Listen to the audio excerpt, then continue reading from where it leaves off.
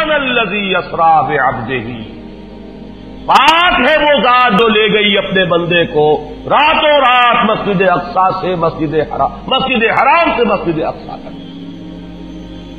اگر یہ بات کسی انسان کی طرف منسوب ہوتی تو بات اور تھی، اگر یہ فعل حضور کی طرف منسوب ہوتا کہ حضور گئے تو بات اور تھی کہ میں آیا نہیں لایا گیا ہوں، حضور گئے نہیں لے جائے گئے ہیں، اور لے جانے والے وہ ذات ہے سبحان الذی اسری، وہ پاک ہے ہر عیب سے، ہر نقص سے، ہر ذوق سے، ہر کوتاہی سے، وہ منزہ ہے، اعلیٰ ہے، عرفہ ہے، بالا تر ہے، لہذا اس کی قدرت سے یہ ہرگز بعید نہیں کہ وہ اپنے بندے کو راتوں رات مسجد حرام سے مسجد اقصی اور پھر مسجد اقصی سے سدرۃ المنتہا تک لے جائے اور واپس لے آئے اور پھر مسجد حرام میں پہنچا دے۔ اور بعض روایات میں آتا ہے کہ وضو کا پانی ابھی بہ رہا تھا اور کنڈی جو ہے حضور کے مکان کی وہ ابھی ہل رہی تھی، معلوم ہوا وقت نہیں گزرا۔ میں کچھ بیان کروں گا، میرے بیان کرنے میں کچھ کمی اور بیشی ہونے کا اندیشہ ہے۔ اگر ہم اتنے خوش قسمت ہیں کہ وہ واقعہ ہمارے پاس ایک مفصل حدیث کی شکل میں موجود، اور حدیث بھی دوسرے یا تیسرے طبقے کی کتابوں کی نہیں، متفق علیہ، جس میں روایتاً جیسا کہ میں نے عرض کیا جس کا پایا تقریباً قرآن کے برابر، اور اس حدیث کے راوی ہیں حضرت مالک ابن صعصعہ رضی اللہ تعالی عنہ۔ ان کے بارے میں ایک بات ہے بڑی اہم، وہ نوٹ کر لیجئے۔ یہ انصاری صحابی ہیں، ان میں سے نہیں ہے کہ جنہیں حدیثیں بیان کرنے کا کوئی زیادہ شوق رہا ہو، یہ غالباً واحد حدیث ہے جو انہوں نے بیان کی، اور انہیں اس سے نہایت شغف تھا، نہایت محبت کے ساتھ انہوں نے اس کو محفوظ کیا تھا، اس کے ایک ایک لفظ کی حفاظت کی تھی۔ چنانچہ بعض دوسرے وہ صحابہ بھی جنہوں نے خود حضور سے یہ بات سنی ہوئی تھی، اب ایک تو وہ خود براہ راست روایت کر رہے حضور سے کہ ہم نے سنا، حضرت انس ابن مالک رضی اللہ تعالی عنہ خود، لیکن وہ صحابہ بھی ان کی خدمت میں خاص طور پر حاضر ہو کر ان سے اس روایت کو سنتے تھے، اس لیے کہ اس روایت میں ان کا درجہ بہت بلند ہے، ان کو اس سے بہت شغف تھا۔ تو صحابہ جو براہ راست حضور سے سن چکے وہ بھی ان کے پاس جا کر خاص طور پر اس حدیث کو سنا کرتے۔ چنانچہ یہ روایت جو متفق علیہ ہے، یہ امام بخاری جو اس کو لائے ہیں عن قتادہ عن انس بن مالک عن مالک بن صعصعہ رضی اللہ تعالی عنہ، حضرت انس بن مالک سے روایت موجود ہے مسلم شریف میں براہ راست ان سے، لیکن یہ اس روایت کو بیان کر رہے ہیں حضرت مالک ابن صعصعہ رضی اللہ تعالی عنہ کے حوالے سے۔ روایت کیا ہے؟ ان النبی صلی اللہ علیہ وسلم حدثهم عن لیلۃ اسری بہ۔ اب دیکھیے یہ مرفوع حدیث ہو گئی، حضرت صعصعہ بیان فرما رہے ہیں کہ نبی اکرم صلی اللہ علیہ وسلم نے خود ہمیں سنایا، وہ حالات و واقعات سنائے جو اس رات کو پیش آئے جس رات کے انہیں لے جایا گیا۔ قال بینما انا فی الحطیم وربما قال فی الفجر، حضور فرماتے ہیں کہ میں اسی اثنا میں کہ میں حتیم میں تھا، اور ایک دوسری روایت میں الفاظ حجر آئے ہیں وہ بھی کہتے ہیں اسی حصے کو، مضطجعا میں لیٹا ہوا تھا، اذ اتانی آتن کہ اچانک میرے پاس ایک آنے والا آیا۔ یہ آنے والے کون ہیں؟ حضرت جبرائیل، یہ بعد میں واضح ہو جائے گا۔ فَاشْتَقَّ مَا بَيْنَ هَٰذِهِ إِلَىٰ هَٰذِهِ، حضور نے اشارہ فرمایا، اس نے یہاں سے یہاں تک میرا سینہ چاک کیا، یعنی من طفرت نہرہ الی شعرتہ، یہ جو گڑھا ہے حلق کا گڑھا، یہاں سے لے کر تیرے ناف تک سینہ چاک کیا، فاستخرج قلبی، اور میرا دل نکالا، ثم اصیب بطست من ذهب مملوء ایمانا فغسل قلبی، پھر ایک کشف لایا گیا سنہری جو ایمان سے مملوء تھا، بھرا ہوا تھا، تو پھر اس کے ذریعے سے میرے اس قلب کو، سینے کو دھویا گیا، ثم غسل ثم اعید وفی روایت، اس کے بعد اس کو لوٹا دیا گیا اور پھر وہ زخم بھی سی دیا گیا۔ ایک روایت میں آتا ہے ثم غسل البطن بماء زمزم ثم ملئ ایمانا وحکمتا، اسی طریقے سے پورے پیٹ کو بھی صاف کیا گیا مائے زمزم سے، اور اس میں بھی ایمان اور حکمت بھر دیے گئے۔ ثم اوتیت بدابۃ، پھر میرے پاس ایک چوپایا لایا گیا، دون البغل فوق الحمار، جو بغل یعنی خچر سے تو کچھ چھوٹا تھا، اور حمار یعنی گدھے سے کچھ بڑا تھا، اب یہ جو سفید تھا، یقال له البراق، جس کا نام براق ہے، وَيَدَعُ خَطْوَهُ عِنْدَ أَقْصَى طَرْفِهِ، اور اس کا ہر قدم اس کی حد نگاہ پر جا کر پڑتا تھا۔ فَعِلْتُ عَلَيْهِ، میں اس پر سوار ہوا، فَانْطَلَقَ بِي جِبْرَائیل، اب یہاں نام آ گیا، وہ آنے والے کون تھے؟ پھر چلے میرے ساتھ حضرت جبرائیل، حتی اتی السماء الدنیا، یہاں تک کہ وہ آسمان دنیا تک پہنچ گئے، جو پہلا آسمان۔ اب یہاں دیکھیے وہ روایت میں جو زمینی سفر کا درمیانی حصہ ہے وہ رہ گیا، دوسری روایات سے ہم اس کو جوڑ کر جمع کریں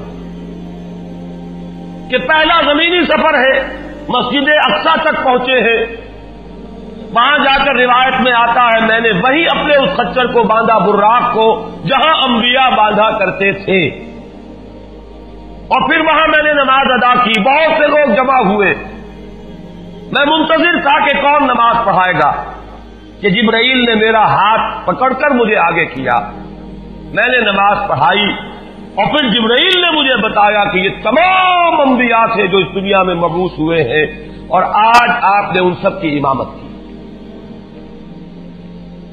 یہاں سے پھر شروع ہوا ہے وہ دوسرا سفر،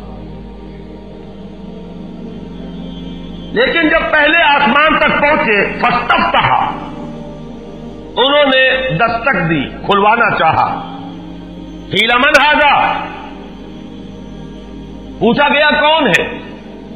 قال جبرائیل، انہوں نے جواب دیا جبرائیل۔ قیل ومن معک، پوچھا گیا کہ آپ کے ساتھ کون ہے؟ دیکھیے یہاں ذہن میں رکھیے گا، اس امکان کو کوئی شخص مسترد نہیں کر سکتا کہ ان ملائکہ کے علم میں ہو، لیکن پھر بھی پوچھ رہے ہیں، قانون ہے، دروازے پر دستک دینی ہوگی، آئیڈینٹی ڈسکلوز کرنی ہوگی، چاہے علم میں ہو۔ جج جو ہے وہ اپنے علم کی بنیاد پر فیصلہ کبھی نہیں دے گا، وہ تو مقدمے کی سماعت ہوگی، شہادتوں کی بنیاد پر فیصلہ ہوگا۔ ذاتی علم کی بنیاد پر کرنا ہے تو وہ خود کسی اور عدالت میں اس مقدمے کو منتقل کرے اور وہاں گواہ کی حیثیت سے پیش ہو، تو قانون ہے۔ پوچھا گیا آپ کے ساتھ کون ہے؟ قال محمد صلی اللہ علیہ وسلم۔ قیل وقد ارسل الیہ، پوچھا گیا کیا انہیں بلایا گیا ہے؟ قال نعم، انہوں نے فرمایا ہاں۔ قیل مرحبا بہ فنعم المجیء، جا ففتح فلما خلصت، اس کے بعد کہا گیا مرحبا ان کے لیے، تہنیت ہے، مبارکباد ہے، خوش آمدید ہے، کیا ہی اچھے ہیں وہ جو لائے گئے ہیں۔ پھر وہ سمائے دنیا جو ہے اس کا دروازہ کھولا گیا، میں اس میں داخل ہوا، فیضا فیہا آدم، میں نے دیکھا وہاں حضرت آدم تشریف فرما ہے۔ فقال ھذا ابوک، جبرائیل نے کہا یہ آپ کے جد امجد ہیں، فسلم علیہ، ان کو سلام کیجئے، فسلمت علیہ، میں نے انہیں سلام کہا، فرد السلام، انہوں نے سلام کا جواب دیا، ثم قال مرحبا بالابن الصالح والنبی الصالح، خوش آمدید ہے، مرحبا ہے صالح بیٹے اور صالح نبی پر۔ ثم صعد بی، پھر مجھے اور اٹھایا گیا، حتی اتی السماء الثانیہ، یہاں تک کہ جبرائیل پہنچ گئے دوسرے آسمان تک۔ فاستفتح، پھر وہی سوال و جواب ہے، میں ترجمہ نہیں کروں گا۔ قیل من ھذا، قال جبرائیل، قیل ومن معک، قال محمد، قیل وقد ارسل الیہ، قال نعم، قیل مرحبا بہ فنعم المجیء جاء ففتح فلما خلصت، جب یہ سارا اس کارروائی کے بعد داخل ہوئے ہیں دوسرے آسمان پر، فاذا یحییٰ وعیسیٰ وہو ابنا خالۃ، وہاں میں نے دیکھا کہ یحییٰ اور عیسیٰ ہیں اور یہ خالہ زاد بھائی ہیں۔ قال ھذا یحییٰ وھذا عیسیٰ فسلم علیہما، فسلمت فردا، ثم قال مرحبا بالاخ الصالح والنبی الصالح، انہوں نے بھی کہا خوش آمدید اور مرحبا ایک صالح بھائی اور صالح نبی کو، یہاں نوٹ کیجئے گا، حضرت عیسیٰ اور حضرت یحییٰ یہ بنی اسرائیل میں سے، لہذا حضور کو اپنا بیٹا نہیں کہہ سکتے، بھائی کہہ رہے ہیں۔ آدم جد امجد ہیں، انہوں نے بیٹا کہا ہے، مرحبا بابن الصالح والنبی الصالح، وہ نبی تو ہے، سب کہیں گے نبی، لیکن کوئی بھائی کہے گا، کوئی بیٹا کہے گا، ابراہیم بیٹا کہیں گے، موسیٰ وہ بھائی کہیں گے، جن کی نسل سے آپ نہیں ہیں، وہ جو براہ راست نسل چلی آ رہی ہے اس میں جو ذکر کرے گا وہ بیٹے کے لفظ سے کرے گا۔ ثم صعد بی الی السماء الثالثہ فاستفتح، قیل من ھذا، قال جبرائیل، قیل ومن معک، قال محمدا، قیل وقد ارسل الیہ، قال نعم، قیل مرحبا بہ فنعم المجیء جاء ففتح فلما خلصت اذا یوسف، قال ھذا یوسف فسلم علیہ، فسلمت علیہ، فرد، ثم قال مرحبا بالاخ الصالح والنبی الصالح۔ اب مجھے ترجمے کی ضرورت نہیں ہے، ایک مرتبہ بات آپ نے سمجھ لی، اب تیزی کے ساتھ میں اس حدیث کو پڑھ دینا چاہتا ہوں۔ ثم صعد بی، پھر مجھے اور بلندی پر لے جایا گیا، حتی اتی السماء الرابعہ فاستفتح، قیل من ھذا، قال جبرائیل، قیل ومن معک، قال محمد، قیل وقد ارسل الیہ، قال نعم، قیل مرحبا بہ فنعم المجیء جاء ففتح فلما خلصت فاذا ادریس، فقال ھذا ادریس فسلم علیہ، فسلمت علیہ، فرد، ثم قال مرحبا بالاخ الصالح والنبی الصالح۔ یہاں ملاقات ہوئی حضرت ادریس علیہ الصلوۃ والسلام سے۔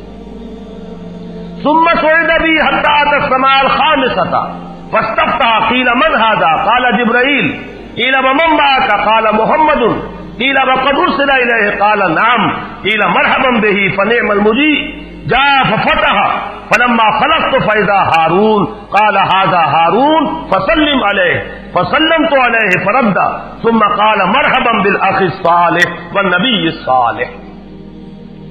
ثم صعد بی حتی اتی السماء السادسہ فاستفتح، قیل من ھذا، قال جبرائیل، قیل ومن معک، قال محمد، قیل وقد ارسل الیہ، قال نعم، قیل مرحبا بہ فنعم المجیء جاء ففتح فلما خلصت فاذا موسیٰ، قال ھذا موسیٰ فسلم علیہ، فسلمت علیہ، فرد، ثم قال مرحبا بالاخ الصالح والنبی الصالح۔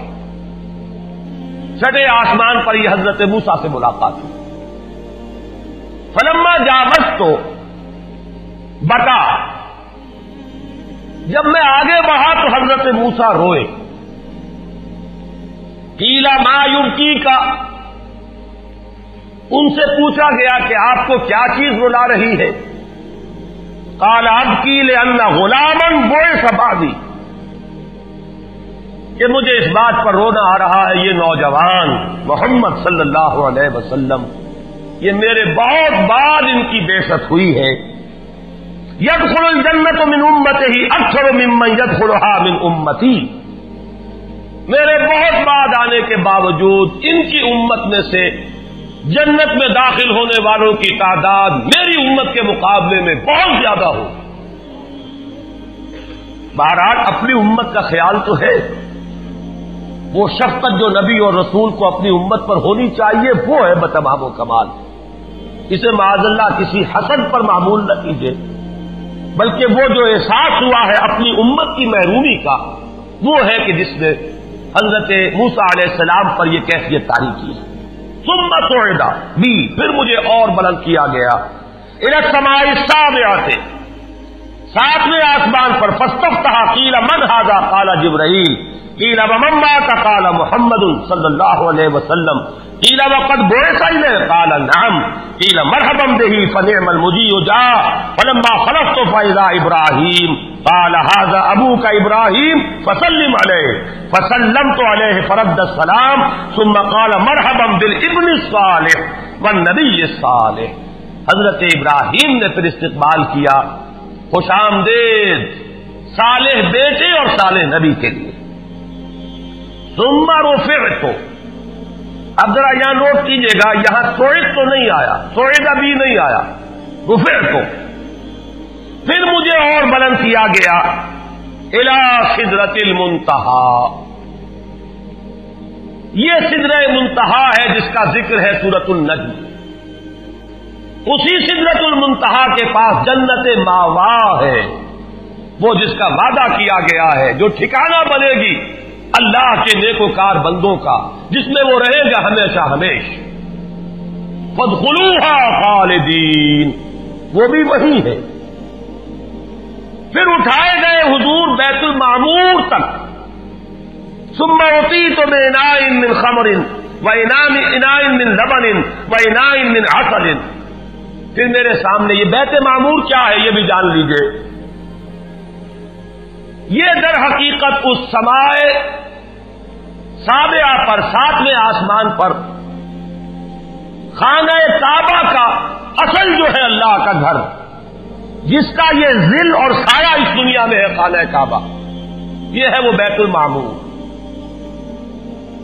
جس کے بارے میں ایک اور روایت میں الفاظ یہ آئے ہیں، اس میں روزانہ 70,000 فرشتے داخل ہوتے ہیں، اور جو فرشتہ ایک مرتبہ داخل ہوا ہے آج تک اسے دوبارہ داخل ہونے کی نوبت نہیں آئی.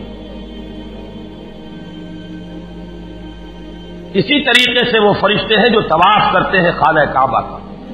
پھر جان لیجئے یہ ہماری نگاہوں سے مخفی عالم غیب کی ایک دنیا ہے اپنی جگہ، چاہے ہمیں نظر نہ آئے. پھر میرے سامنے 3 برتن لائے گئے، ایک دودھ کا اور ایک شہد کا اور ایک شراب کا. فاخذت اللبن، میں نے دودھ والا پیالہ اٹھا لیا. قال ہی الفطرہ، حضرت جبرائیل نے توثیق کی کہ یہ ہے اصل میں آپ کا انتخاب درست ہے، یہ فطرت ہے. فطرت اللہ التی فطر الناس علیہا، یہی جو فطرت انسانی سے قریب ترین شے ہے اس کا آپ نے انتخاب کیا. انت علیہا و امتک، اسی فطرت پر اے محمد آپ بھی ہے اور آپ کی امت بھی. ثم فرضت علیہ صلوات 50 کل یوم. ایک اور روایت میں الفاظ آئے ہیں، اس میں اس کی وضاحت نہیں ہے کہ 3 چیزیں حضور کو یہاں عطا کی گئی. ایک تو 50 نمازیں جو فرض ہوئی، ایک دن رات میں 50 نمازیں، اور ایک سورہ بقرہ کی آخری 2 آیات جو تحفہ اللہ نے دیا محمد کو امت کے لیے صلی اللہ علیہ وسلم. آمن الرسول بما انزل الیہ من ربہ والمؤمنون کل آمن باللہ وملائکتہ وکتبہ ورسلہ. یہاں سے لے کر آخر تک فانصرنا علی القوم الکافرین تک یہ 2 آیات یہ جنت کے خزانوں میں سے 2 خزانے ہیں جو شب معراج کو عطا ہوئے ہیں محمد الرسول اللہ کو بطور تحفہ امت کے. اور تیسری بات یہ کہ اے نبی آپ کی امت کے لیے یہ خصوصی بات ہے کہ آپ کی امتیوں کے گناہ کبیرہ بھی بغیر توبہ کے معاف ہو سکیں گے. یہ خصوصی تحفے ہیں جو امت کے لیے لے کر آئے محمد صلی اللہ علیہ وسلم. 3 تحفے نماز جو اس معراج میں فرض ہو رہی ہے اسی کو حضور کہہ رہے ہیں الصلاۃ معراج المومنین. اہل ایمان کے لیے یہ بمنزلہ معراج ہے. اس میں پھر روایت میں تفصیل آ رہی ہے. واپس جب آئے ہیں حضرت موسیٰ سے ملاقات ہوئی اور انہوں نے یہ فرمایا کہ یہ 50 نمازیں بہت ہیں, مجھے تجربہ ہے, تمہاری امت اس کا تحمل نہ کر سکے گی, واپس جاؤ درخواست کرو کم کرواؤ. حضور گئے, 10 نمازیں اس میں معاف ہوئی, 40 ہوئی. پھر یہی بات ہوئی, پھر بھیجا حضرت موسیٰ نے, پھر 30 ہوئی, پھر 20 ہوئی, چوتھی مرتبہ پھر وہ 10 اور پھر 5 رہ گئیں. اس پر بھی حضرت موسیٰ نے یہ کہا اب بھی جاؤ یہ بھی بھاری ہے. حضور نے فرمایا مجھے شرم آتی ہے, میں اتنی مرتبہ جا چکا ہوں, مزید اب جانے سے حیا محسوس کر رہا ہوں. تو ندا آئی کہ یہ 5 ہی 50 کے برابر ہیں. ہمارے ہاں قول بدلا نہیں جاتا. یہ 5 جو ہے در حقیقت یہ قائم مقام ہے ان 50 کے کہ جو اول ہم نے فرض کی تھی. یہ 50 ہی شمار ہوں گی اگر ان کا انسان ان پر مداومت اختیار کر لے.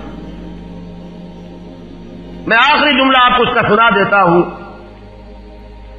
فَأُمِرْتُ بِخَمْسِ صَلَوَاتٍ كُلَّ يَوْمٍ فَرَجَعْتُ إِلَىٰ مُوسَىٰ فَقَالَ بِمَا أُمِرْتُ بِخَمْسِ صَلَوَاتٍ كُلَّ يَوْمٍ قَالَ إِنَّ أُمَّتَكَ لَا تَسْتَطِيعُ 5 صَلَوَاتٍ كُلَّ يَوْمٍ وَإِنِّي قَدْ جَرَّبْتُ النَّاسَ قَبْلَكَ وَعَالَجْتُ بَنِي إِسْرَائِيلَ أَشَدَّ الْمُعَالَجَةِ. میں نے بنی اسرائیل کا حتی الامکان معالجہ کیا, ان کے حالات کو درست کرنے کی کوشش کی, لیکن مجھے تجربہ ہے یہ 5 بھی نہیں جھیلی جائیں گی. فَارْجِعْ إِلَىٰ رَبِّكَ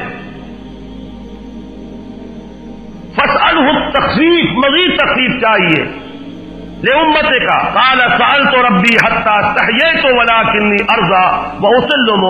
قَالَ فَلَمَّا جَاوَزْتُ نَادَىٰ مُنَادٍ ابزیت فریضتی وخففت عن عبادی. متفق علیہ. مجھے ندا آئی کہ میں نے اپنے بندوں پر تخفیف کی. اس میں وہ ذکر نہیں ہے, دوسری روایت میں ہے کہ ساتھ ہی وضاحت ہو گئی کہ یہ 5 نمازیں بھی 50 کے برابر ہے. میری بات نہیں بدلی گئی ہے, وہ در حقیقت میں نے اسی 50 کا رتبہ جو ہے ان 5 کو عطا فرمایا. یہ روایت ہے جو متفق علیہ. روایات کثیر, جنت اور دوزخ کے جو مشاہدات کرائے گئے وہ بہت تفصیل سے دوسری روایات میں, لیکن کسی اور روایت کا استناد کے اعتبار سے, اسناد کے اعتبار سے وہ درجہ نہیں ہے جو اس روایت کا. باقی میں نے مسلم شریف کی روایات میں سے اور تفاصیل آپ کو سنائی ہے. یہ ہے واقعہ. پھر حضور واپس آئے ہیں, وہیں بیت المسجد اقصی میں آئے ہیں, پھر واپس تشریف لائے ہیں, اور اس کا میں بیان کر چکا ہوں دوسری روایات میں کہ وقت بالکل نہیں گزرا, کہیں روک دیا گیا ہے, پوری کائنات کو کہیں تھام دیا گیا. یہ بات تو وہ ہے جو آج سے پہلے بھی سمجھ میں آ سکتی تھی کہ شاید کسی ایک جگہ پر پوری کائنات کو روک دیا گیا. وقت بالکل نہیں گزرا کسی کے لیے. لیکن جیسا کہ میں نے عرض کیا, اس وقت تو یہ بھی سمجھ میں آتا ہے کہ سب کے لیے وقت گزر رہا ہو اور صرف محمد الرسول اللہ کے لیے نہ گزرے صلی اللہ علیہ وسلم. آج یہ بات بھی سمجھ میں آ سکتی ہے, لیکن یہ ہے کہ قرین قیاس وہی پہلی بات ہے. کہ اس میں پورے اس وقت کے لیے وقت کی رفتار کو روک دیا گیا ہو. وہ مصرع یاد آ گیا کہ آگے بڑھو یا وقت کی رفتار روک دو. تو یہ وقت کی رفتار ہے جو محمد الرسول اللہ صلی اللہ علیہ وسلم کے لیے روک دی گئی. اس کے بعد جو ہنگامہ ہونا چاہیے تھا وہ ہوا. صبح جب حضور نے فرمایا کہ یہ میرے ساتھ واقعہ پیش آیا ہے تو جو رد عمل ہونا چاہیے تھا وہ ہوا ہے. یہاں تک بھی ہوا ہے کہ بہت سے مومنین صادقین متزلزل ہو گئے. مشرکین نے کفار نے بغلیں بجائی کہ اب ہمیں موقع مل گیا. معلوم ہوتا ہے ابھی تک تو شک ہی کی بات تھی کہ ان کو کچھ خلل دماغی کا عارضہ ہے. اب تو ثابت ہو گیا, کسی شک کو شبے کی گنجائش نہیں. چنانچہ اب آپ اس کا اندازہ کیجئے, یہ واقعہ مکے میں بیٹھ کر بیان کیا جا رہا ہے, امتحان لیے گئے ہیں. اچھا اگر گئے تو بتاؤ مسجد اقصی کے ستون کتنے ہیں, وہاں کی کھڑکیاں کیسی ہیں. حضور فرماتے ہیں, ایک حدیث موجود ہے کہ میں گھبرا گیا, اس لیے کہ کس کو یاد رہتا ہے. مسجد اقصی میں جا کر حضور ستون تو نہیں گن رہے تھے, لیکن یہ کہ جب پوچھا جا رہا ہے تو مجمع میں تو ہو سکتا ہے کہ تالی پٹ جائے کہ اچانک اللہ تعالی نے میرے سامنے مسجد اقصی کو کر دیا. اب میں دیکھ کر بتا رہا ہوں اور لوگ دنگ ہو رہے ہیں. اب دیکھیے وہ مشاہدہ جو میں نے عرض کیا تھا, مشاہدات بے شمار ہے. جنت سامنے لے آئی جاتی ہے اور آگ سامنے لے آئی جاتی ہے, جہنم سامنے لے آئی جاتی ہے, مسجد اقصی سامنے لے آئی گئی, جن میں سے ہر سوال کا جواب حضور نے مشاہدے سے دیا. اسی ضمن میں وہ واقعہ آتا ہے کہ حضرت ابوبکر کے پاس گئے لوگ دوڑے دوڑے. وہ یہ سمجھتے تھے کہ اگر یہ پالا ہم مار لیں تو پھر ہماری جیت ہے.